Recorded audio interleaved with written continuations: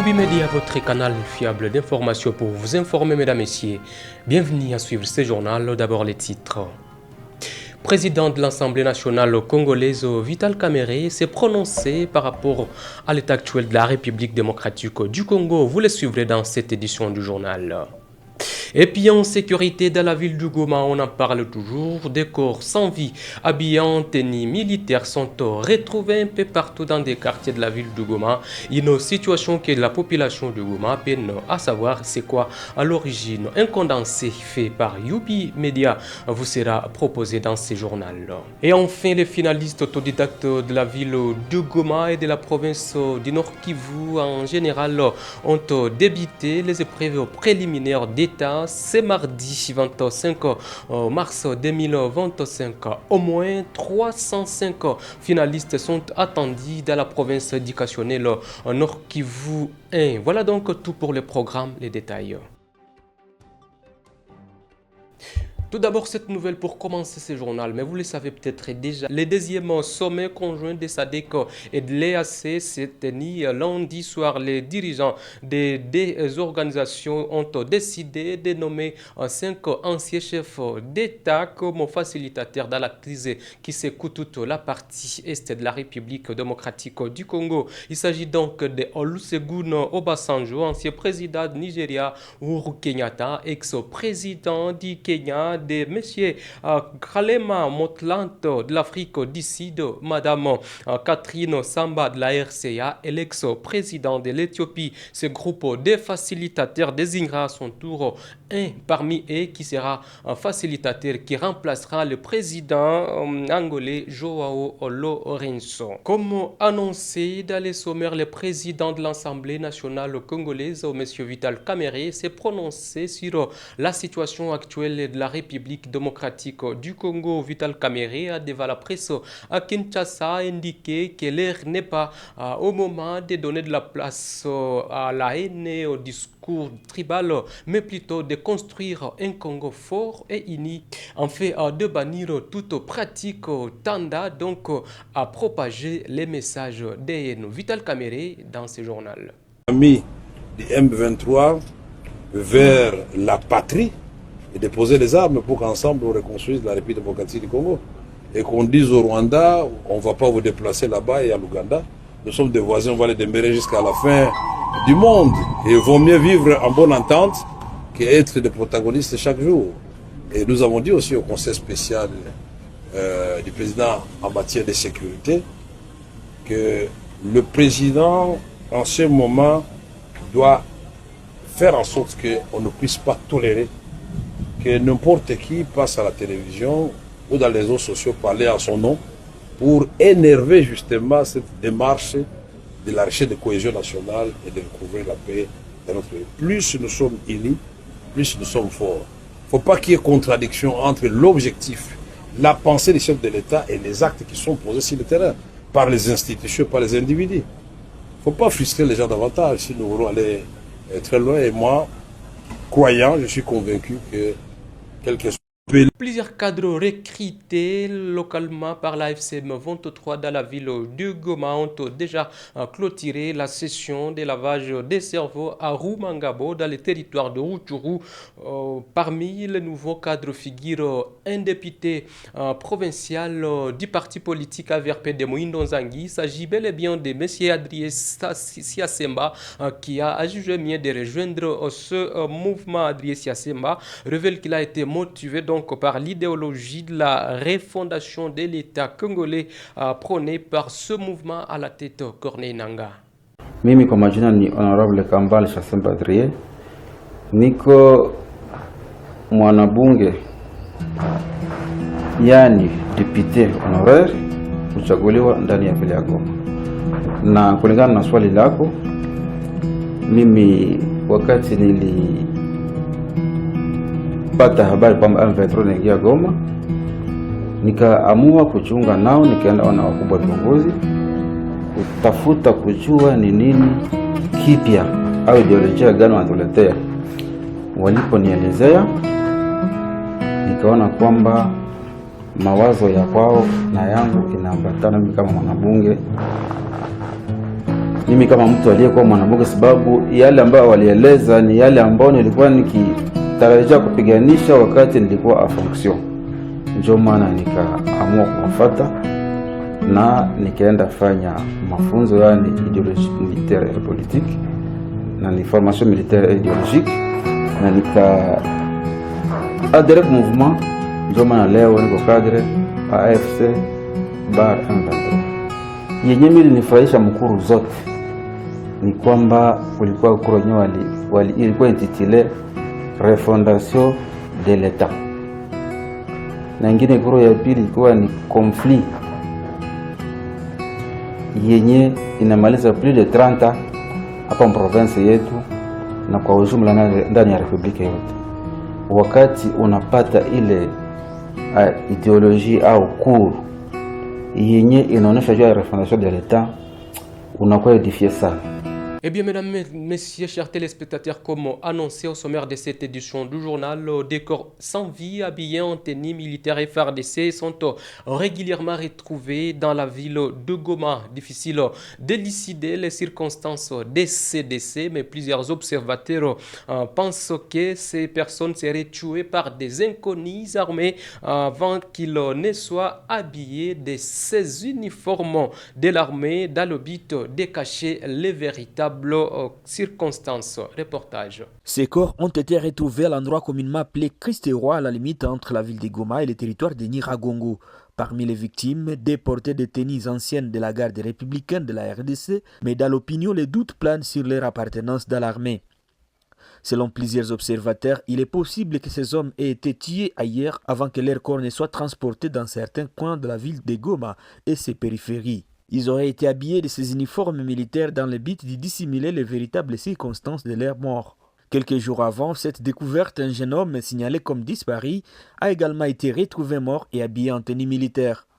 Vers 3 étoiles à Turunga, 3 autres corps ont été découverts dans les mêmes circonstances. La situation est en train de s'empirer davantage. Alors, les passants, il y avait des gens qui passaient, ils ont juste senti l'odeur. C'est cette odeur qui les a amenés à s'approcher de la demeure du défunt. Et on a compris, oui, c'était déjà un corps en état de putréfaction. Voilà. Ndio wamekwisha kuchukua hatua ya kukamata mwili na kwenda kuizika. La semaine dernière, une dizaine de personnes ont été tuées à Goma, tandis que la nuit, de dimanche à lundi, 5 autres ont été blessés par balles dans divers quartiers tels que Kieshero, Katoi et Ndosho, et dont actuellement pris en charge dans les structures sanitaires de la place. Les disparitions et les actes de criminalité sont désormais fréquents, mais aucune mesure concrète n'a été encore prise pour endiguer cette vague de violence qui continue de déstabiliser la région. Face à cette situation de plus en plus alarmante, la population de Goma est appelée à plus de vigilance. Notons que le mouvement AFC M23 contrôle la ville de Goma depuis le mois de janvier dernier. Autre chose dans cette édition du journal, jadis interdit dans les années passées à cause de la situation sécuritaire en ville de Goma, la célébration d'Eid el-Fitr sera en fait célébrée dans un espace public dans la ville de Goma. Une confirmation faite par la mairie de Goma au cours d'une rencontre avec les imams des deux communautés musulmanes en ville de Goma qui se sont réjouis juste après cette confirmation. La célébration d'Eid el-Fitr, une fête qui marque la fin du mois des Ramadan chez les croyants musulmans, aura bel et bien lieu dans un espace public en ville de Goma. Une confirmation du maire de la ville de Goma sous la FC M23 ce 24 mars 2025 au sorti d'un entretien avec les deux imams de la communauté musulmane en ville de Goma, à savoir l'imam Moussa et l'imam Awazi, qui leur sagesse a été saluée par le maire Katembo Ndalien Nigilien. Waislamu wako katika kipindi kikubwa cha mwezi mtukufu wa Ramadhani. Na usiku kidogo hapa watakuwa na fete kubwa yenyewe wanaita fete ya Eid el-Fitr. Kusema kufunga mwezi mtukufu wa Ramadhani.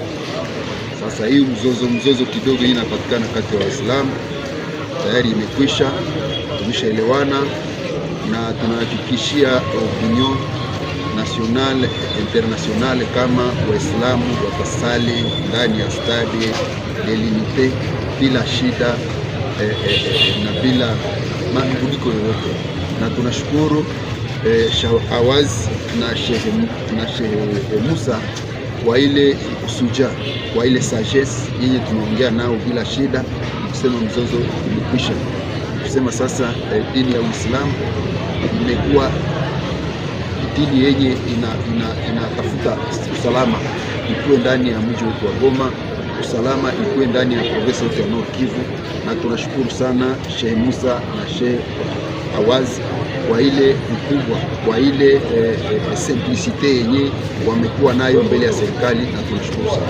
Rappelons que la célébration de cette fête avait été interdite dans des espaces publics les années passées à cause de conditions sécuritaires qui demeuraient volatiles. Cette autorisation reste une satisfaction pour la communauté musulmane de la ville de Goma. Toutes les garanties sécuritaires ont été prises en charge pour permettre aux finalistes autodidactes de la ville de Goma et dans la province éducationnelle Nord Kivu 1 de passer les épreuves préliminaires d'État prévues ce mardi 25 mars 2025. C'est ce qu'a assuré Chantal Mourekatete, conseillère du gouverneur en matière de l'éducation, qui a procédé au lancement de ces épreuves dans la ville de Goma. Reportage. Ils sont au total 305 finalistes autodidactes qui sont alignés dans la province éducationnelle Nord Kivu 1 pour passer à ces épreuves préliminaires d'État. Ces élèves réunis dans 3 centres, dont un à Goma, un à Rutshuru et un autre à Kigali, vont devoir affronter ces épreuves pour l'édition 2025 et se préparer aux épreuves proprement dites prévues en juin prochain. Chantal Mourekatete, conseillère du gouverneur en matière de l'éducation et qui a procédé au lancement de ces épreuves, a rassuré que toutes les mesures ont été prises pour permettre aux élèves de bien réfléchir dans la quiétude. Elle appelle ainsi ces derniers à l'ordre et à la discipline afin de bien commencer cette première étape. Nous avons au total 305, 200 ici dans ce centre, 70 à Rutshuru et 35 à Kigali. Bien, comme je le dis toujours, hein, l'éducation est apolitique. Donc c'est dans cet esprit-là que tous nous agissons. Parce que les enfants doivent pouvoir étudier et passer leurs examens en toute quiétude, quel que soit l'espace dans lequel ils se trouvent. Mais la première garantie, c'est déjà de passer ces examens. Et tous les élèves, je pense, dans la région que nous occupons, passent leurs examens en toute quiétude. Les élèves vont à l'école. Toutes les zones sont sécurisées, je crois qu'il n'y a aucun problème à ce niveau et cela va aller de mieux en mieux et déjà c'est très bien comme ça. Les candidats à ces épreuves ont promis les aborder dans toute détermination en fait d'assurer leur avenir. Signalons que ces épreuves qui devraient se tenir le 7 mars dernier ont été repoussées suite aux conditions sécuritaires critiques en province. Tout est déjà fin prêt pour la passation de ces épreuves et sa suite. Et puis santé dans cette édition du journal, la Ligue nationale anti-tuberculose du Congo, section du Nord, qui vous demande à toute personne qui a l'atout d'aller se faire dépister gratuitement dans un centre de santé le plus proche. Zawadi Kamandi, qui est le point focal à Goma, lance ce message au lendemain de la célébration de la journée internationale de lutte contre la tuberculose, célébrée chaque 24 mars de l'année. Un élément de Michel Kakoulé. L'Organisation mondiale de la santé célèbre le 24 mars de chaque année la journée mondiale de lutte contre la tuberculose pour faire mieux connaître au grand public les terribles conséquences sanitaires, sociales et économiques de cette maladie. La tuberculose est une maladie infectieuse et contagieuse causée par les virus de Koch et qui affecte le plus souvent les poumons. En province du Nord Kivu, la Ligue nationale anti-tuberculose et anti-léprose appelle les personnes qui présentent les symptômes des personnes souffrantes d'aller se faire dépister gratuitement. Zawadi Kamondi est le point focal de la LNAC Nord Kivu, ville de Goma. Ce 24 mars, c'est la journée mondiale de lutte contre la tuberculose. La Ligue nationale anti-tuberculose et anti-léprose du Congo, coordination du Nord Kivu, demande à toute personne qui a l'atout d'aller se faire dépister gratuitement au centre de santé le plus proche. Au cas où les analyses trouvent des microbes, le bacille de Koch, le traitement est aussi gratuit partout en province du Nord Kivu. En 2023, après la pandémie de Covid-19, la tuberculose est arrivée en seconde place des causes de mortalité d'origine infectieuse à l'échelle mondiale, devant le sida. L'Organisation mondiale de la santé OMS apporte à travers son rapport annuel consacré à la tuberculose et sorti en 2015 que 1,5 million de personnes sont mortes de la tuberculose l'année précédente. Parmi les nouveaux cas de tuberculose enregistrés en 2019, 87% sont survenus dans les 30 pays précédant la plus forte charge de la maladie. 2 tiers des cas sont concentrés dans 8 pays avec l'Inde en tête, suivi de l'Indonésie, de la Chine, des Philippines, du Pakistan, du Nigeria, du Bangladesh et de l'Afrique du Sud. Le rapport 2015 de l'OMS apporte également que la mortalité a baissé de 47% depuis 1990 grâce en grande partie au développement ainsi que les modalités de dépistage et de prévention. Cela représente un bon indicateur du progrès réalisé par les systèmes de soins diagnostiques et thérapeutiques. Bien que la maladie soit curable, la forte prévalence dans les pays les plus pauvres s'explique par la conjonction d'un ensemble de facteurs: précarité, promiscuité, dénutrition, analphabétisme, infrastructures médicales insuffisantes et surtout épidémie d'infection par le VIH. La prévalence s'accroît en cas de guerre ou de famine. On constate également que l'accès au diagnostic et au traitement pose un problème dans les pays concernés.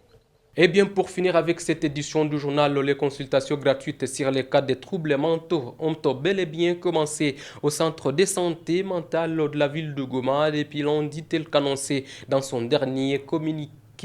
Nguma s'est fait donc sentir dans les chefs de la population de Goma qui se hâte pour bénéficier de ces consultations gratuites. Yubi Media est allé à la rencontre de la doctoresse Kahatwa Neema, médecin psychiatre au centre santé mentale, qui revient sur le déroulement et l'issue de ces consultations. Nous avons vu tout juste après la guerre qu'il y a une recrudescence des cas de pathologie psychiatrique tels que la dépression, des états de stress aigu, états de stress post-traumatique,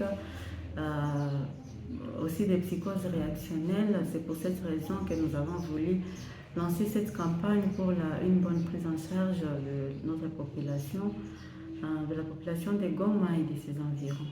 Alors, oui, nous avons bien précisé dans les communiqués, c'est la consultation psychiatrique et psychologique qui est seulement gratuite, mais les autres services tels que les examens de laboratoire, l'électroencéphalogramme et les traitements, les médicaments sont aux frais propres du malade. Alors, c'est dans ce sens que nous lançons ainsi un appel à quelques organisations de nous venir en aide pour une bonne réussite de cette campagne. Voilà, alors actuellement vous dites que nous sommes dans une zone qui nous expose au risque d'être atteint par des maladies mentaux. Est-ce que vous pouvez nous donner quelques conseils que nous pouvons appliquer afin que nous ne soyons pas susceptibles d'être atteints par ce cas de maladie? Alors, les quelques conseils est que premièrement, il faut éviter le stress, disons le stress en général, mais aussi éviter de se lancer dans la consommation excessive d'alcool et autres drogues parce que il y a des études qui ont montré que ceux qui consomment excessivement l'alcool et utilisent des drogues sont à risque de développer des troubles psychiatriques. Alors les spécialistes, nous avons un médecin psychiatre, celle qui vous parle maintenant là.